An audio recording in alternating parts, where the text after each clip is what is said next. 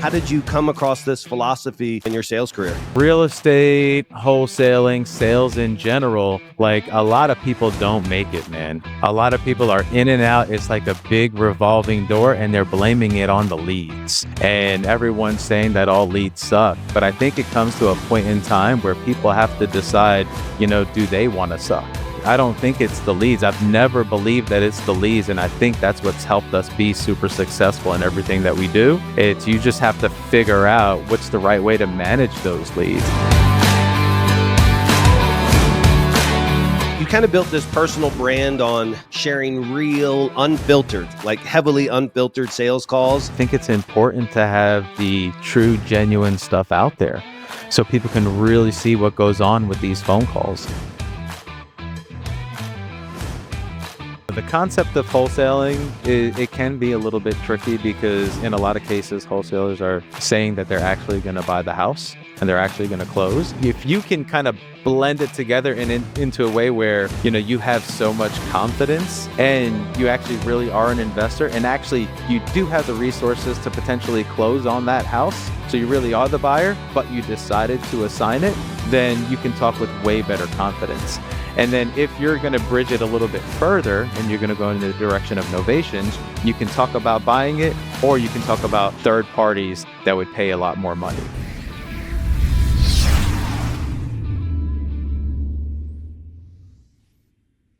Welcome to another episode of the Leads to Deals podcast, where we talk about everything from leads to deals and everything we talk about leads to deals. This podcast is brought to you by LamasuLeads.com, the industry's first enterprise level outbound lead gen service. If you need outbound leads for anything real estate, visit LamasuLeads.com. Now, if you're serious about turning raw leads into raw deals using people, systems, and AI, I want you to lock in. I'm sitting down with one of the most unfiltered, truly, voices in the real estate game right now, Dominick Felix, aka Dispo Dom, the force behind the all leads suck movement that's flipping the script on weak pitches, fake leads, and fake gurus. This episode is going to punch holes in your sales process, your sales pitches, your dispo process. So I want you to like, subscribe, and take notes, because if you're not closing more deals and dispoing more deals after this, that's on you. Welcome to the podcast, Dom. Bro, thanks for that intro, Scott. That was wild. Very, very true. So I'm going to give you that. Well, that's kind of like my whole thing that I really appreciate about you is you have what I feel is an anti-guru stance. Like, you see all these other overly polished, fake it till you make it style content, and yours is more like tough work, not an easy path. So why is it important for Dominick? Why is it important for you to be authentic in this space?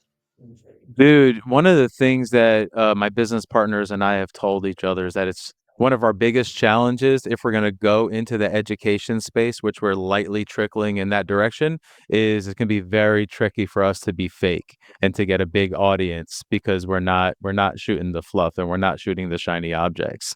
And that's one of our biggest challenges. And I don't think it's a challenge that we want to solve. I think we just want to play the other side of the token.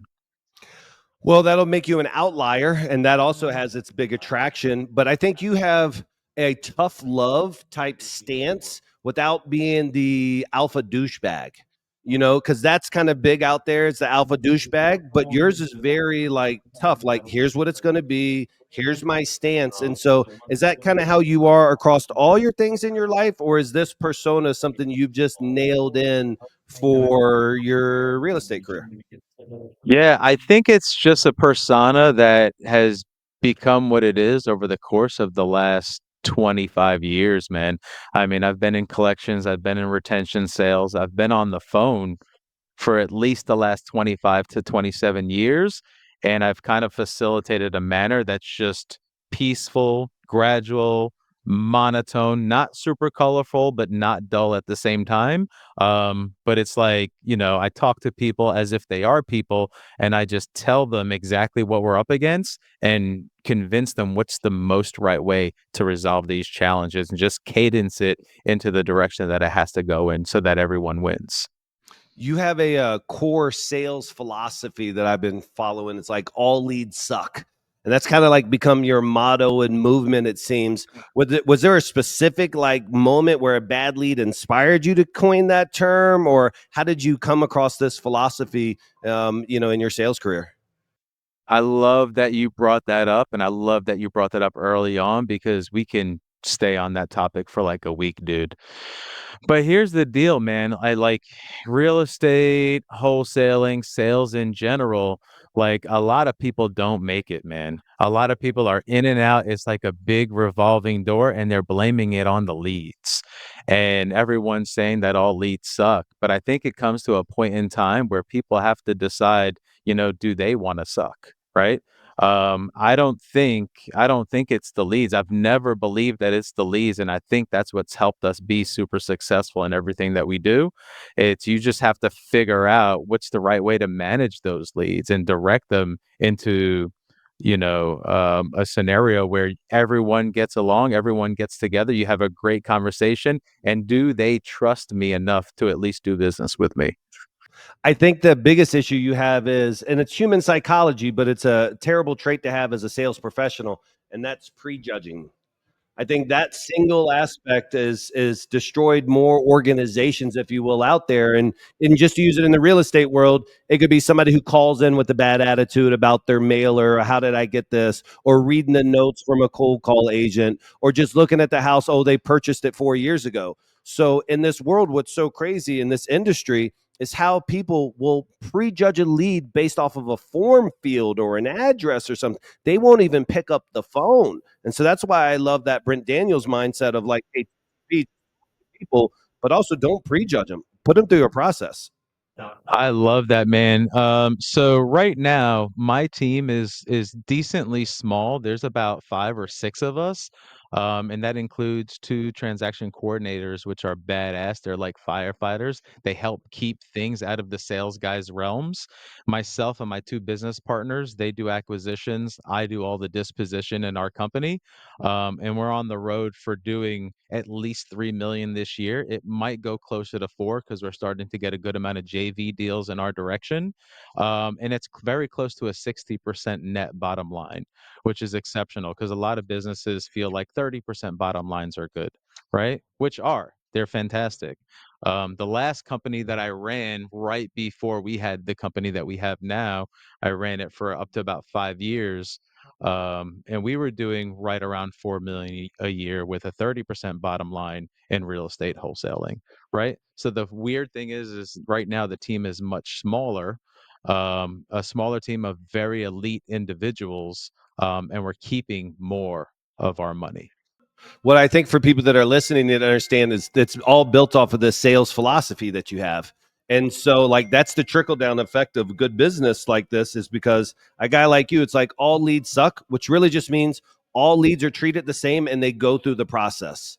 And I know that if you feel that way about leads, then you also believe in a relentless follow up process, because you can't believe that about a lead without having good follow through on that lead, because you don't get discouraged when you get that no. You don't get that discouraged when they want that retail. You don't get discouraged and you still keep them in the process. So I guess walk me through that with all your sales kind of experience and stuff.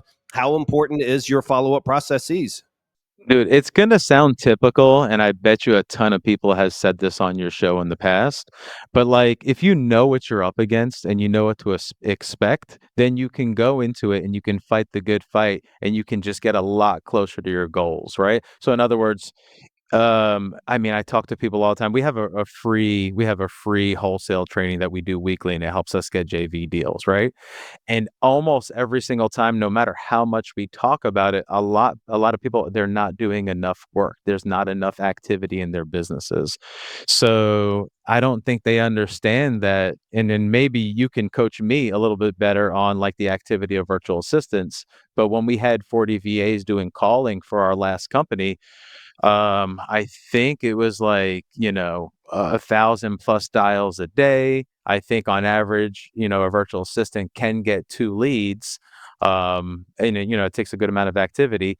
And then I think it took us about 1 out of 40 leads to actually get a deal, done, right? So what that meant for us is if we have, one acquisition manager, you need probably 2 virtual assistants to keep that acquisition manager busy on calls for the entire day because they have to do their thousands of dials, right? And he has to do his 100 phone calls for the day, right? If you can do 100 plus phone calls for the day, you have around 15 to 20 conversations, then maybe you can get a handful of deals for the month. And that's what it takes, right? You can pay for your seat, you can get profitable, and now you have this skyrocketing business. If you know that you're up against those numbers, but then again, you're just starting out in wholesaling and you made 5 calls today or you made 10 calls today, like that's why it takes some of these newbies 7 months before they get their first deal. They're going into it not knowing what the numbers should be and how high their activity should be. And at the end of the day, Scott, I mean, you've done billions of fucking dials with your call center. Those numbers are probably low. Yeah. The what's so great about this, so it's like if I could like snapshot that with the remote and then talk to a bunch of newbies and be like, hey, listen, do you see how he doesn't have any emotion about the sales process? Because he's got the numbers to the sales process. And once you have that foundation, it's really easy to not. The worst part in sales is when you get in a slump. But once your sales are refined down to a mathematical equation, yes, I still put them through the process. I know my objections and rebuttals. I know these things, but then I know it's just a mathematical equation. 1 out of 40 per se, or 1 out of 20. It doesn't matter what the numbers are. I know I got to get through 39. I'm not going to get discouraged on 27. And that's exactly the problem with the newbies are is they don't find their first KPI. In the beginning, you're paying education tax. And so they'll be like, hey man, I bought, I don't know, 25 leads on PPL. Okay, cool. But you didn't get your first deal yet. As soon as you get your first deal, now you have your first KPI. I am 1 out of 38. Okay, great. Now we can buy another 38 and we'll get a deal. We know that. But our objective is to get a little bit better and a little bit better. So that's why I love hearing you talk about the KPIs as the underlying factor in the business. Right, right, right. So they go into where wholesaling is a shiny object. It's a low barrier to entry, which is amazing and beautiful, and I think we both do really well on it. But it's not gonna fall in your lap, right? So you're gonna target motivation and you're gonna be excited that you have your pre-foreclosure list or whatever the case may be. You got your script, everything is lined out well, but the activity has to be there too. We call that the hustle muscle, Dom. You got to have the hustle muscle, baby. I I, love that. Yep. real quick, I'm a bash on PPL just for a second, not because it's a bad product, but the people who treat it like a lottery ticket. I'll get these people like, hey man, I just got X amount of dollars. I'm just going to go buy a lead or two. And it's like, okay, but you need to work that thing down until it exhausts into the dirt and not just treat it like it's a scratch off where, hey, maybe I'll get a good one, because you can have a good one and have a bad process and still fail. So I was doing some diligence on you. You came originally, like some of your first things were call center sales. Did you ever work in a cold call environment before in the past? Yeah, yeah, Scott, I'm 46 years old now. When I was about 20 years old, I worked for collections for about 3 years, right? And that is probably the role that initially started to help me build my conversational tactics on the phone.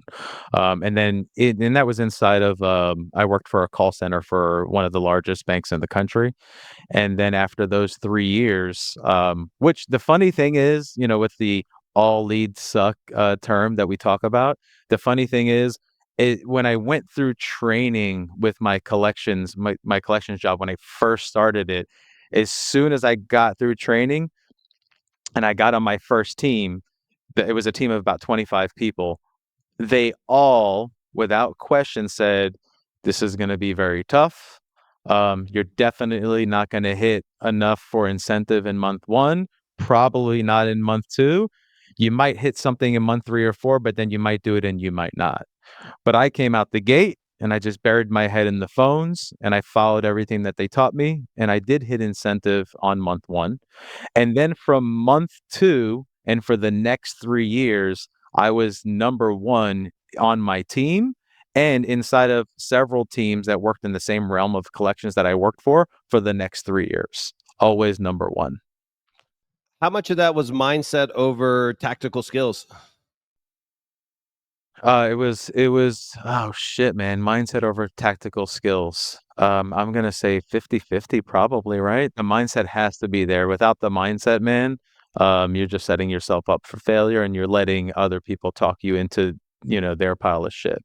But the tactical skills have to be present, like you can believe in it, but if you're not putting up the activity, then there's a good chance you're not going to get there. The reason why I say that, Dom, is we'll have a lot of people, and you've trained people, I've trained people over the years. They come in out of the gates and they are rock stars sometimes. Like they're just so believing in the product, they're conveying enthusiasm, the energy being transmuted through the phones is turning chicken shit into chicken salad. Like they're on a roll and they don't really know too much.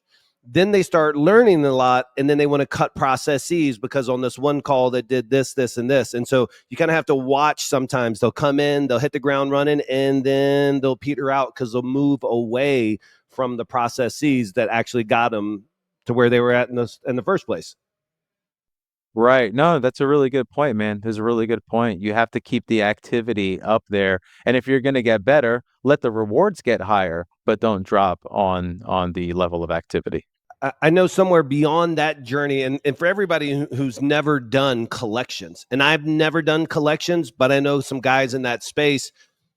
It's a pretty vicious space. It's depending on exactly what you're doing. Some people are buying really old debt that's out there. Obviously, you're chasing down people who don't want to be answered. But what it's so funny and ironic is the same people that you were calling then are very likely the same people that we're talking to now. They have something going on, some turmoil in your life, and you're able to kind of navigate that and find the human elements around it. What you said earlier reminded me of that famous quote by Mary Kay, that no matter what, treat everybody like they have a sign around their neck that says, make me feel important. And when you're talking to people in your disciplined and calm tone, that's literally how I think of Dispo Dom. You may be going toe to toe with them, but you're treating them like they're an important person. Yeah, yeah. I mean, I think one of the things that I try to do is not act like a sales individual. And I try to keep the commission breath as far away as humanly possible. And I try to bring the objections up before they bring them up, because they might bring them up and they might not, but I assume that they're always thinking about them. So I bring the objections up so then they start to trust me and then I can resolve the objections. I love that. We call that owning the objections. It's the best way. We already know what everybody's going to say on almost every call. So I'm curious. You kind of built this personal brand on sharing real, unfiltered, like heavily unfiltered sales calls. Even posting some like employees' mistakes and other stuff like that. Have you ever worried that being like you're being too transparent, or have you ever had like a deal go bad because they saw some content or a customer call you up after the content? Has it ever kind of backfired with your true transparency? I've had a couple of phone calls with some upset parties, that I did take the social media reels down for those. Very, very rare. Very, very rare. Separate from that, man, I think it's important to have the true, genuine stuff out there so people can really see what goes on with these phone calls. I mean, part of it is just, some sales situations. Some of it is fires in the transaction coordination realm. Sometimes we run into fights with brokers and fights with attorneys, right? And I do try to protect the real and protect, our name and our company and things like that. But I mean, yeah, I'm not seeing that stuff anywhere out there, right? I see a lot of talking head videos, which is fine. I love it, and I think we might incorporate some of that stuff in there as well. But I mean, no one's showing the tricky parts of the situation. The funny thing is to me, and I guess maybe it's not as good for newbies, and maybe it's a little bit better for intermediary or advanced people. Like, it's interesting shit. Like, if you're in the dirt and you're doing the deals and you're on the calls and you're going through the same stuff, to be able to see how someone else handled it, and for the fact that it might be better or things that you hadn't thought of, like, that's the feedback that I'm getting in my DMs and in my comments. It's like, wow, I go through that stuff also all the time. No one is showing how to handle it, and it's helped out. And I just had so we're in Jacksonville, Florida. We're in Northeast Florida. I have a lot of good performers in here. Jacksonville's a really good investment market in the US. And one of the bigger performers here in Jacksonville, the guy just messaged me the other day. He goes, for now on, every time I hire, and I don't train and I don't charge for coaching or anything like that, but he goes, we're going to have to figure something out. Anytime I hire Dispo people, I'm going to have to send them your way, man, because they need to be doing what you're doing on your videos. I also feel the same. I've had our Dispo girl. She's probably one of the people that are watching live. We had the schedule previously for the week, so I've been hyping you up, and I think it's a requisite. I think your mannerisms, the way that you sniff out shady JV people who are just trying to daisy chain your deals, like it's a bloodhound, bro. I love watching those videos. But I wanted to talk about this with you. You seem to have like this. I don't know if it's moral compass as much as like just the right thing to do in business. And so you kind of call out shady behavior by others. When you were just talking about talking heads a second ago, I'll share this story with you. I know some major influencers very well, and he was doing a call with a seller, except the role playing, not even role playing, but I could tell it was his wife because I know his wife's voice. And it's like, that's why I love your content because I know what your wife sounds like. That's your wife that you're playing for the Instagram on. So, what's some of the shady things that you've seen gurus do in this industry in your illustrious time in it? For gurus to do in the industry, when you were talking about that, I started thinking of the shady things that other wholesalers do on the telephone to me. So if it's all cool with you, let me talk about that first, and then I'll go to the guru just because it was on my mind. But there's two types of wholesalers that approach me over the telephone. One, which I love a lot, is the wholesalers that come up to me and say, "Listen, I have a guy that's probably really good for this deal. Do you mind if I shop it?" They don't want to tie me up. They want to do good business. I have a lot of respect, and I've made really good relationships with a lot of those people, as to where there's a lot of cases where I'll send them the deal first before I blast it, before I do whatever, because they've performed well, they've showed respect, and I love doing business that way. I love wholesalers. I love wholesaling. It's a really rewarding industry if you can do it well. And then when you find really good actors in the space, it can be priceless, right? But then on the other token, I have a lot of wholesalers that it feels like in a lot of cases, I mean, they're calling up posing as buyers. And there are red flags and questions that I ask all the time. And I never really listed out this process, but I just kind of morphed into the process of just a handful of questions to easily tell whether they really are going to buy or not. Most of the time, people are not buying in more than one kind of market or extended market, right? So it's like, hey, do you live in this market? So in the case of Jacksonville, Florida, I'm selling a deal in Jacksonville. I get a call. They ask me questions about the property. I'm like, oh, that's for sure, for sure. I'll give them some answers. I'll work with them. And I'm like, do you live in Jacksonville? Oh, no, no, I don't live in Jacksonville, but I got some boots on the ground. Like, I got some boots on the ground is like, who the fuck talks like that? Do you have a field manager? Do you have a contractor? I don't got boots on the ground, right? So, so that's a red flag. Number one, they don't live in the market. Okay, well, so you're trying to give me an offer right now. Have you gone to the house? Have you walked it? Are you even trying to set up an appointment? No, usually I can gather information. I can figure out what the numbers are. Real buyers don't really do that, No, neither retail nor flippers. Now, there are very few advanced flippers that can buy sight unseen, but it's extremely rare, right? Um, so that's the second red flag, that they don't want to walk the property. And then when they say I got boots on the ground and stuff like that, that's another red flag. So is it safe to say, Dom, that that exact same person, if they just would have been upfront and been like, "Hey, listen, I'm a wholesaler. I got a couple of buyers that are kind of unique to me. I think they'd be interested in it, my man. Are you cool with me shopping your deal to them? And I'm not trying to lock you in right now, but are you cool with me shopping?" Then that exact same person, if they just would have taken that route, you would have likely given them the full address and given them all the details, etc. 100%. Yep. Honesty, transparency, folks. That's all it takes. Yeah, yeah, yeah. So, and then a lot of times if the call goes into the direction with me asking, "Are you gonna wholesale this?" Sometimes they're like, "Oh, well, sometimes we buy them, sometimes we hold them, sometimes we flip them, and sometimes we do wholesale it." right? And then I just slowly get into the point where, it's very clear that they're going to wholesale. And I'm like, listen, I can't let you lock me up, man. If you want to bring a buyer to the deal, that's cool. Let me know. Can't let you lock it up. But a lot of whether, I get the truth out of them and they agree, there's also the people that just, that hold their, ground on the fact that they really are going to buy it. And I'm like, "Listen, I have the deal for 125,000. The ARV is 275.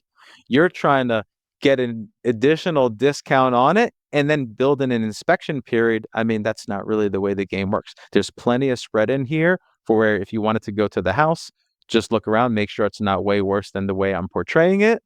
Totally cool. That's totally fine. And then let's agree on a number and let's just do 0-day inspection, and build in a fair EMD. We like 5K EMD, but I mean, I'll just be transparent to everyone here. I'll break on my EMD requirement. Doesn't have to be 5K.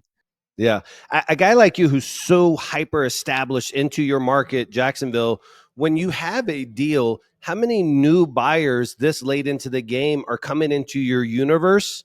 A guy like me who says, okay, well, he's probably got the whole box, the whole group of them. Is there really new people out there that are constantly coming in who are interested in buying deals? Yeah, man, all the time. All the time. Always lots of new buyers. If you think about, I mean, you have RIAs in your market, people that are watching us. Everyone's either got RIAs in their market or in the big cities nearby where they live, right? Anytime you go to a RIA, there's going to be a ton of new people there. There's always new people coming. There's always old people going, right? And a lot of those are new flippers, new buyers, new investors, new lenders. They're constantly coming into the markets. So there's never really, in my opinion, there's never really a cap on buyers. One of the things I've watched you preach for a long time, at least this philosophy, it seems to be about avoiding thin deals. Why should somebody getting into this space avoid thin deals when they're like, dude, I just want to get some at bats?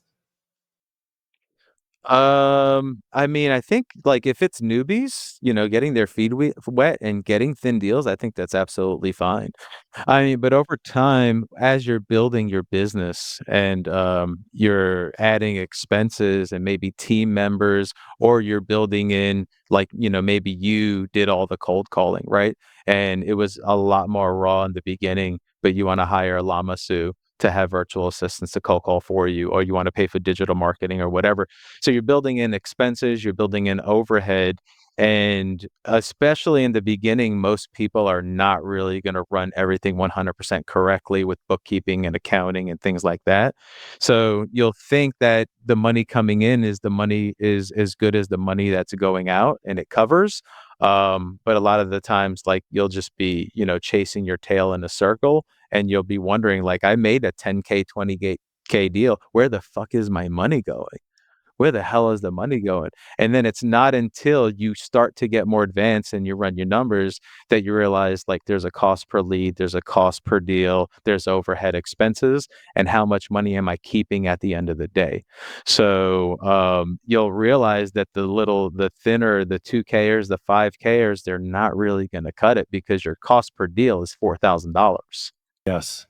I think about a guy like you and I say, okay, you got all these sales processes, you got the back end side of this.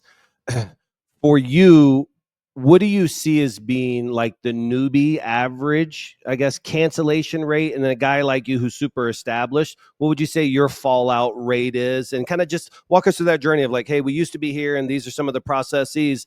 Because what I see from my perspective is a number so high that a regulator, if they saw what I saw, would be like, get these guys out of this industry. They are just doing nothing but lying, even though they may be well intended. So, what are your thoughts on the breakage rate from contract to funded?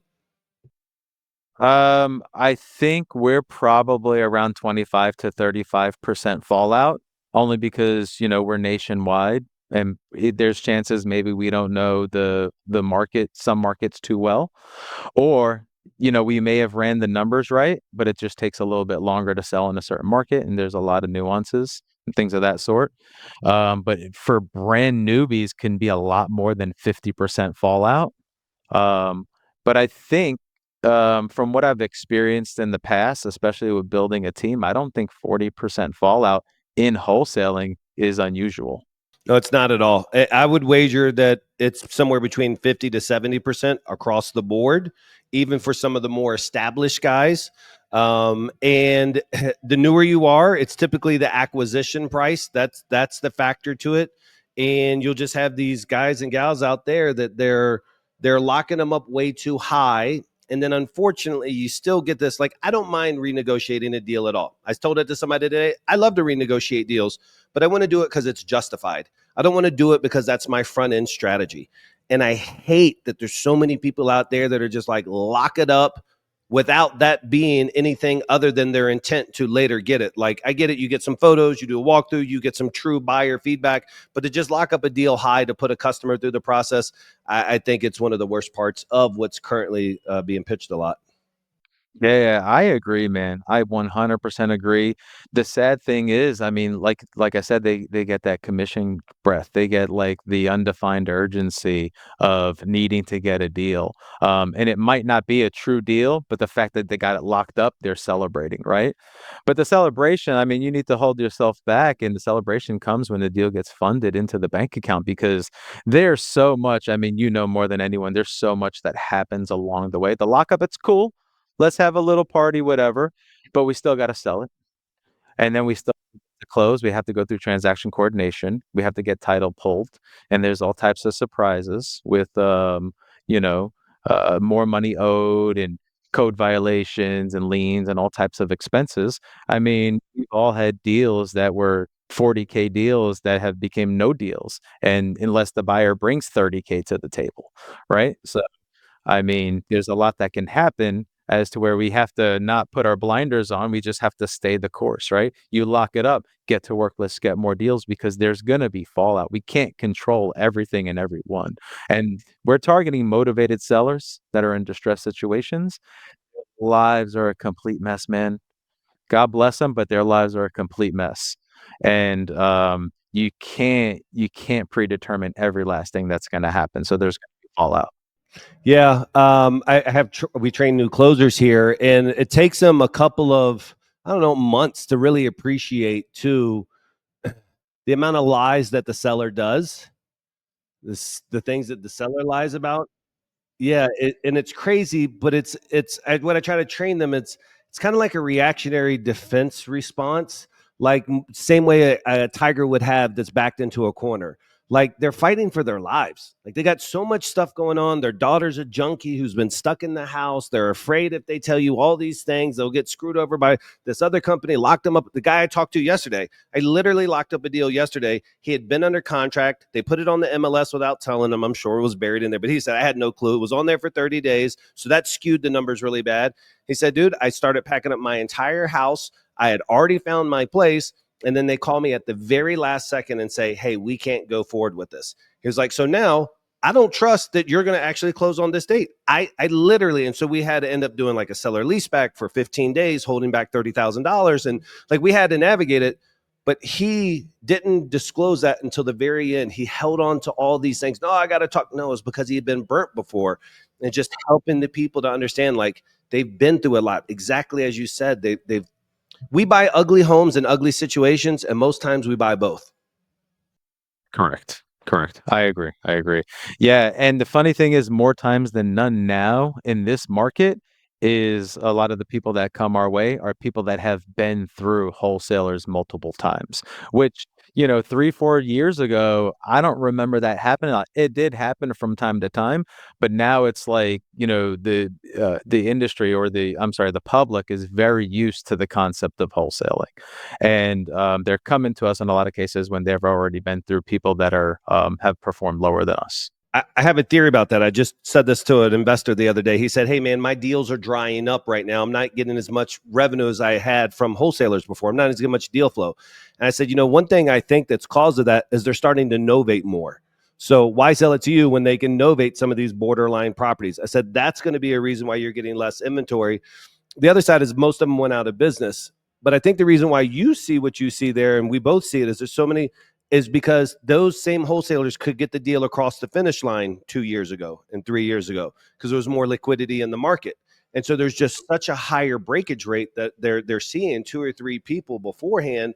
before we actually get to them and can get them across the finish line. And the way I look at it is, hey, they met a salesman before, they didn't meet a magic maker. They couldn't meet that person to get them across the finish line. And so we just want to differentiate ourselves and then obviously complete the job. I do have a question for you, though, about kind of your dispo style. And think about this one. What's like a ruthless dispo play that you do that if like people knew, they'd be like, oh man, this guy's a savage? Is there something that you're doing very unique to yourself and your process that maybe most people don't do? I'm gonna assume like what happens is, you get a good deal under contract, you finally get it sold, and you just want to accept and go to close and be happy and keep things simple. Um, and this is more so with novations than anything, but anytime like if we have a deal that's in a plus, like for example, we have one right now, we're in a plus about $41,000 after expenses and everything. So when the offer comes in, I give them a phone call and I try to act like it's very, very tough to accept it, right? So I just try to be genuine, relatable on the phone, and just let them know because in most cases, in this market, even though we have novations and we list them decently discounted from retail value, in most cases the offers are going to come in lower. So I'll just say, listen, we listed it at the price for a reason. We pre-discounted it based on the condition that it's in. We had already factored in the condition so that we can just get a buyer that understands that it's priced well, it's a good deal, and that all the repairs were already taken into consideration.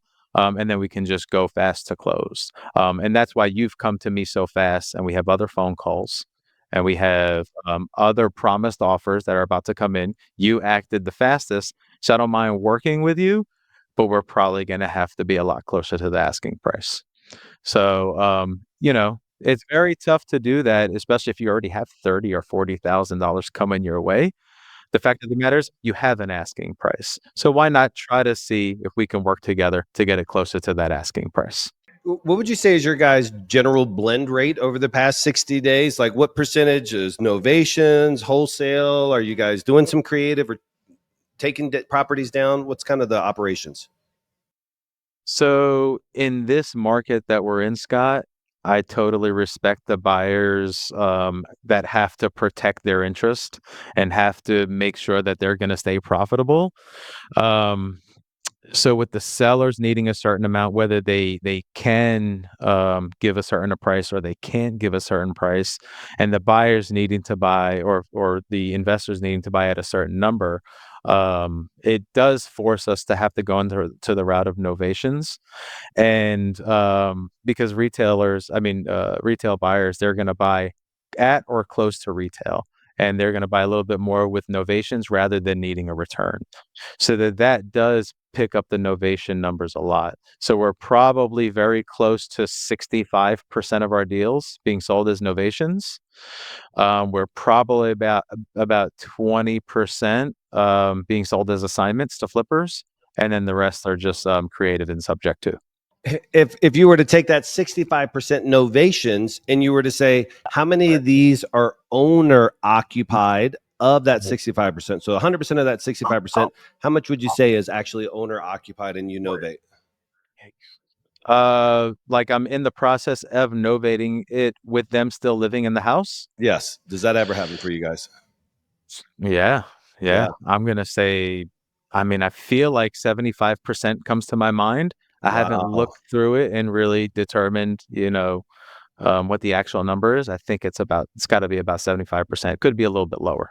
Wow, I love to hear that. There's so many what they call them skinny chefs that I hear, and I'm not too familiar with the novations, but you hear a lot of people saying, "Hey, listen, we don't novate, owner occupied. We don't want the stress." That means that you must be setting the beautiful expectations with your sellers and everything's just laid out perfectly, or you wouldn't go that route. And the fact that a high percentage, more than half of all your novations are likely owner occupied, it really speaks a lot about the clarity and transparency you guys must have in your sales process. Yeah, I mean, people would be surprised because I mean, the concept of wholesaling, it can be a little bit tricky because in a lot of cases, wholesalers are saying that they're actually going to buy the house and they're actually going to close, if you can mm, if you can kind of blend it together into a way where, you have so much confidence and you actually really are an investor and actually you do have the resources to potentially close on that house. So you really are the buyer, but you decided to assign it, then you can talk with way better confidence. And then if you're going to bridge it a little bit further and you're going to go in the direction of novations, you can talk about buying it, or you can talk about third parties that would pay a lot more money, right? And if you can do that really well with art and you have a really well written script, you can bridge that. You can bridge that rather easily because you're going to pair that up with the fact that they're not going to pay the realtor fees. They're not going to pay the closing costs, right? So they're going to get the same benefits as a cash deal.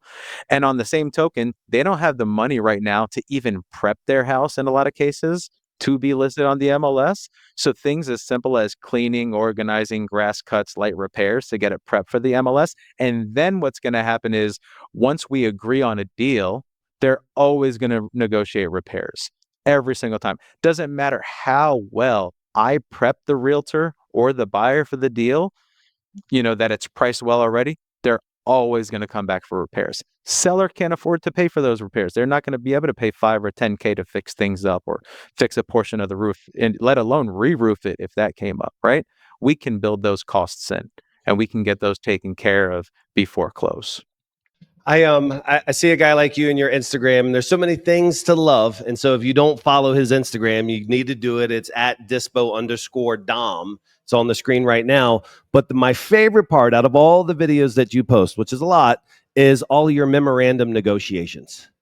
Walk me through uh hey Scott, out of 100% of our deals we post a memo, or we don't own novations, or we do on this one, etc. So walk us through when you guys do your memos, and then I want to hear some of these stories about how they pay off in the future, because a lot of people don't appreciate the power of the memo. Right, right, right. I do want to be a little bit careful about talking recklessly about memorandums. We do memorandum pretty much close to all of our deals. We spend a lot of money on marketing, right? And a lot of money on overhead and personnel, right? So we have money into these deals every single time. And cost per deal, I don't remember what the recent range is because we have to look at bookkeeping. I think we have a meeting this Sunday. But I think the range is somewhere between 2,500 to 4,000 cost per deal, right? So, if we're going to work on a deal and a seller's going to ghost or go for a higher number after the fact, we have to protect our interest, right? So we'll file a memorandum with the intent to perform on the deal. So once we file the memorandum, if they have ghosted or whatever the case, and it's come back to us later, well, it's like, listen, we either want the opportunity to buy it, because if we were going to do that and we were going to transact with our investor or our partner or the end buyer, we were going to make $25,000 to $30,000. And then that typically blows their mind. It's like, you want that to remove a piece of paper? I'm like, you don't have to pay that. I mean, let us buy the deal. And then if they don't want, we'll try to transition it into a way that negotiates some kind of number on it. So, I mean, we've released memorandums for as little as $1,500 and for as much as about 17,000. Yeah. You call yourself the magic man during this process. You say that, hey, listen, you like to create some magic with them to be able to find a number that makes sense. And I love that, because I listen to you, and there's such great scripting in your calls while you're in your car and you're recording. And it's the greatest, because you'll anchor them at your high number. Like, hey, listen, normally we make between X and X on a deal. I'm not saying that I have to necessarily be there. I'm the magic man, and so I'd like to try to create some magic here, something along those lines. And I just love it because you walk them through this process that is very sales sophisticated. You're anchoring high, and then you're able to ultimately work out a deal on these. What percentage of do you ever go back and remove them over time? I mean, they stay there effectively in perpetuity, correct? Yeah, we don't proactively go back and remove them. What happens is the deals that we perform on, they get released at close anyway. We have to sign off to release those. And the one where people have ghosted us, yeah, it will stay on there. Now, different markets have different, I guess, regulations, rules, or laws as to where they're no longer effective after a certain period of time. And I don't know all those rules per market. Do you ever sue for specific performance, or you let the memos just ultimately work down the line? We haven't. We haven't yet. We've talked about it, and a lot of times we'll get the deal redirected in our direction, but we actually have a pretty fruitful one right now to where we're talking to attorneys about it. But we've not really done that in the past. Let's talk about tools to Dispo. And so we know the two big ones, or the one big one's Investor Lift, and then you have another one, Investor Base. Walk us through if you use either one of those platforms, and then kind of how you guys find success with them. We don't use either one, Wow, that speaks surprisingly. huge volumes. Okay, that's I have nothing against them. yeah. Actually, I had a subscription to Investor Lift. It was pretty good. It was pretty good. This is a few years ago. It's changed a lot over time, so we are playing with the idea to incorporate it. But we have it's kind of like a system. We have a routine that we go through with dispoing our deals, and it really all depends on the type of deal that it is, assignment, sub two, or novation, where we just go through certain items of marketing, and then we revolve through those items. So some of the classic things are Facebook groups, right? You post on Facebook groups in certain markets, it gets attention, and you can get the deal sold. If not, you increase your buyers list, which is it's two parts of benefits. So Facebook groups are one. If you already have an email list or a buyers list for texting, that's another couple of things that we do. Pulling cold buyers from like PropStream or list providers. So you can pull cold buyers and email cold, and then you'll either get it sold or you increase your buyers list, which just makes you more and more powerful over time. Um, I mean, those are a handful of things that we do. Posting on the MLS if it's a novation, or if you have the option to market, and you have attorney in fact or all the right paperwork in order to get your deal on the MLS legitimately. That's a route that we use. So I don't have it in front of me, but we have probably, 5, 6, or 7 things that we do. And if we didn't land a buyer, we can revolve through it again. You can post it again. You can email blast it again. You can revolve through it a few times, and you can do price adjustments and revolve through it more. There's like timing, I think, is also super important with a lot of this, because I've had deals where you know I've posted on Facebook groups 3 or 4 times over the course of 2 weeks. I've email blasted it. I've email blasted on cold email lists. I've text stripped it out. I've done all of that several times in a row. And then my buyer might come from my warm buyers list that I've sold to before because he didn't look at it the first 3 times. Yes, it's a great point. So it's not getting discouraged, not feeling like no one wants it.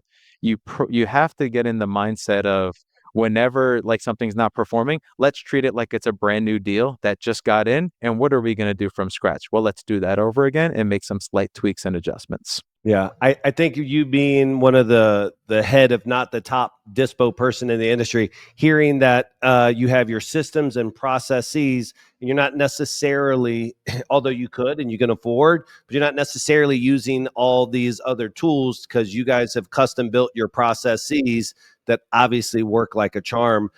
I personally have both Investor Lift and Investor Base. I think they both have a very unique value props.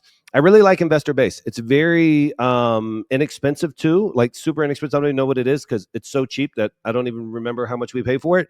But it really helps us with comping. And I think that's been a really cool tool that we use it more for comping than we actually for the dispo side, just the way it lays out the flips and the buy and hold. So just for anybody out there, you can get a free trial to it. I don't have a link or anything like that, but it's really giving my closers a little bit an additional tool to run comps.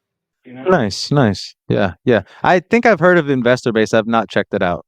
You should. Honestly, it's really cool. You'd probably, a guy with your expertise would love it. I want to end on something I think that's important to you, and at least I followed you for a bit and understand you have your kind of hands in this. But what do you see AI really impacting all things real estate for us? Like your neck of the woods real estate, both communities, the wholesaling space, etc. Dude, it's changing so fast before our eyes, man. AI is getting more and more advanced. The voices are getting better. The quality of the conversation is getting better. I mean, just when you talk to ChatGPT 5 on your phone, it has uhs, buts, it takes breaths. It's getting a lot closer to talking to a real person. So it's blowing my mind. And it actually invigorates me and encourages me to do more with it because I want to go along with the ride and I don't want to be left behind. So I just think like the lead generating is going to get a lot more sophisticated. The follow up is going to continue to get a lot more sophisticated. It's going to take a lot of work off of our shoulders. And dude, probably within the next few years, it's going to be closing deals. Yeah, I'm 100% in alignment, and it's so funny. I have a buddy in from the United States. Obviously, I'm here in Colombia, where I'm talking to you from. But he just came in, and he was one of the guys that introduced me to all things crypto. I mean, he was in every altcoin. I bought my ETH through him, like everything I did. And he's sitting in my house, and I'm blowing his mind with Notebook LM, a Gemini product, which I use even for this podcast. I pre-podcast it with an AI about you before I got on this podcast. I do a deep research on my guests. I upload it into this. It does a man in white. They're like, on today's podcast, we're going to talk about Dominick Felix. Oh, he's got a great journey. And so I literally listened to a podcast about you before I came on. But the thing that excites me the most, and I think this is why I love a guy like you ultimately really getting strong in the education space, is you're talking like real deal things. It's not glitz and glamour. It's not like, hey, least amount of effort, most amount of money. At least that's not the vibe that I get from you, because now with AI, my education curve is so much smaller. I had some questions on a real estate transaction on taxes the other day, something that I just didn't really understand how to like segment taxes and all this. And I'm literally laying in bed and I'm asking it. And I said, hey, can you explain it to me like I'm a 7-year-old? And it broke down how to use these different cubes and like, oh man, all these questions that I have about novations and stuff. I have a guru in my pocket, a very sophisticated guru in my pocket. So I'm really excited about that, helping level that out and getting back more to the community space versus the guru space. Because I think the community is where it's at. I think somebody who's got a healthy group of people that are there to push in the same direction, swim in the, obviously we need somebody at the front of the boat, but that's what I'm excited about for AI impacting that side of the industry. So funny, man. I had like a 15-minute conversation with ChatGPT in the car on the way to the office. We were going back and forth and it was a simple conversation. It was just to reiterate the difference between the types of motivations that are out there. So I asked ChatGPT, first of all, I asked it to define motivation. So it defined motivation as someone wants to get to a goal and they're excited about it, whatever the case may be. And I said, well, through my experience, I think there's two types of motivations. There's the opportunity for gain, and then there's the fear of loss. A lot of us have heard all of that, right? So I asked ChatGPT, what's more powerful and what's more motivating? And it kept it even. And I'm like, well, I've felt because not only like fear of loss in a lot of cases with, with property owners, sellers, whatever the case may be, but in a lot of cases with team members, especially in sales, right? You can have no rules and you can have goals. And there's a lot of cases where sales guys that you're going to try to train up might not hit those goals. But if you have goals, but then you also layer in requirements, otherwise something negative can happen or they can put themselves in harm's way. They're more times than none gonna hit or surpass those requirements, right? So you have goals and you have requirements. So you have fear of loss, you have opportunity for gain. I went back and forth with some of my business partners on this a lot. And we opted for a long time and for many years to operate off of opportunity for gain. And it wasn't until we instilled requirements and fear of loss until they really stepped up, hit, and surpassed minimum requirements. And it's bittersweet. Yeah, at first, you take it in and it feels like it's a little bit sad because you have to instill it and you might have to be mean or pushy, or sometimes you take it in a negative sense. But at the end of the day, you're improving their skills, they're stepping up their game, it's helping them, it's helping the company. So is it really negative? Yeah, that accountability, man. I talk about it sometimes. I'll be a guest on a podcast and somebody say, "Hey, man, what's your superpower?" And for running this call center, I literally, I don't do anything special. I just hold them wildly accountable, and not like a helicopter parent. Like, that's not the type of oversight, but it's just that there's transparency in all performance numbers. That's the number one thing. When one closer doesn't know what the other closer is doing, or heavens forbid, we don't know what the biggest commission check is. If I'm in fifth place on the floor, I need to know exactly what first place just made on that check. And when people hide those things, I think they really miss that value opportunity of being like, hey, this is what's expected. Now we know what's possible. Now we know what's expected. That type of mindset. So I'm 100% with you. I actually have a chart that I put in all my closers cubicle. I don't know what fancy university did a study, but it talked about the 9 buying emotions, and fear was higher than trust. So fear mattered in a in a sales call more than trust, which I thought was just, it was refreshing, because fear of loss is stronger than the desire for gain. We've all heard it, but seeing it come from this collegiate level feedback, it just validates everything that you're saying right there. People move for that fear more than they'll move for that growth. So after talking to her, it's a her on my phone, I guess. After talking to her for for about 15 minutes or so, she's trended in that direction. When we talked about goals, requirements, or whatever the case may be. And I tried not to influence her, because if you influence ChatGPT, it tends to agree with you. So I try to talk to it in an unbiased way, and then it naturally cadenced and went into that other direction, where it gave me that kind of peace of mind, because it's like, sometimes I got to rethink everything I've learned over these years. And is there something I have to tweak, adjust, or change? And then it realized, yeah, it was a lot more powerful. So side note, so we do deals in Richmond, Virginia. We just had a deal pop up from somebody who lives in Richmond, but their house is in Jacksonville. We literally, ironically enough, just put it under contract 2 days ago. I'm going to have my Dispo girl reach out. How would we reach out to you and just say, is that on IG, or how does the world? Let's start with the world first. If somebody's like, hey man, I want to maybe leverage you or your community, or however it works, if you can provide clarity, if they want to Dispo with you, how do they do that, Dom? Yeah, just hit me up on Instagram, at dispo_dom. Simple. All right, I'll have my team do the same thing. It's just so ironic. I literally just thought about it for the first time here as you were just winding that up. I said, shit, I just got a deal in Jacksonville myself. Dude, I'm really thankful for everybody out there, guys and gals, my clients, our followers, subscribers, etc. This is, if not the number one, definitely in the top 3 accounts that you would want to watch in the REI space. If you care about authenticity, if you care about seeing the hard part and not just the shiny parts of this industry, and being able to pick up little tips and tricks that would have taken you decades to learn, this is where you want to go. It's free. It's the content. This is the guy you want to follow, subscribe, hit that little bell on his account, so that way you get an alert every time he posts new content. It's funny.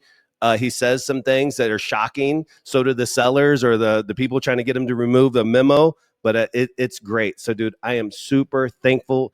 Anywhere else that they can reach you, Dom? Anything else? Yeah, Instagram is going to be the best part. So, that'll work. Cool, man. I look forward to watching your continued growth. You're obviously a titan in this space. I love your Dispo content, and anything that I can do to be of assistance in the future, I'm here for you, brother. Thank you, bro. Thanks, Scott. All right, you're very welcome.